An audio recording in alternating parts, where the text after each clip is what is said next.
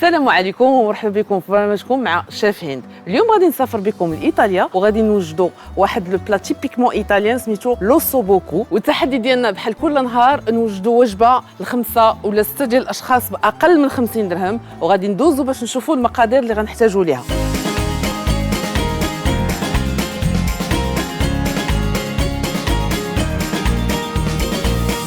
المقادير اللي غادي نحتاجوا اليوم باش نوجدوا هذه الوصفه ديالنا، انا اختاريت ندير لكم هاد المليجات ديال لادند: البصله، خيزو، طاطا، ماتيشا، ورقات سيدنا موسى، عندنا هنا الضامه ديال البنه، ثومه، شويه ديال الزعتر والبزار، الملحه وزيت المائده. ودابا غادي ندوزو باش نشوفوا الوصفه ديالنا كيفاش غادي نصوبوها. اللي كيبغي الطنجيه غيعجبو هاد لو بلا هذا. بعد ما تقلات لينا البصيله شي شويه، دابا غنقدروا نزيدوا اللحمه ديالنا. غنزيد الخضره ديالي كامله. الا لاحظتوا الخضره كامله مقطعه صغيره وفيها البطاطا، حيت كاين اللي غادي يقول البطاطا يمكن لها تزيدها حتى للتالي باش ما تجيش طايبه بزاف. بالحق انا بغيتها طيب بزاف. غندير الضامه ديالي ديال البنه، وغندير الثومه حتى هي صحيحه، جوج وريقات ديال سيدنا موسى، وشويه ديال الزعتر، الملحه وشويه ديال الابزار. غادي نشوفوا الطنجره ديالنا فين وصلت.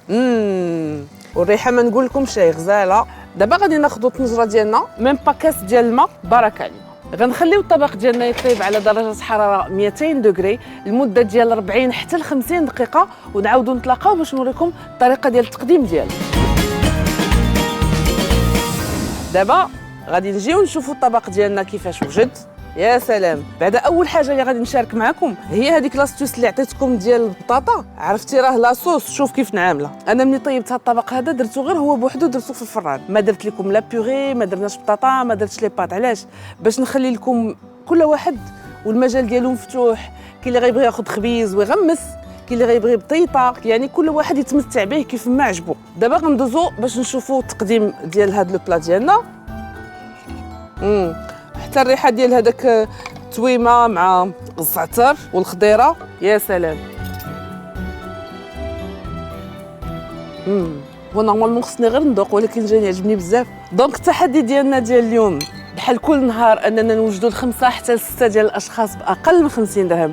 كنظن باللي نجحنا فيه. كنعطيكم موعد الحلقه مقبله وشي بلاد عاود جديده ان شاء الله. الى اللقاء.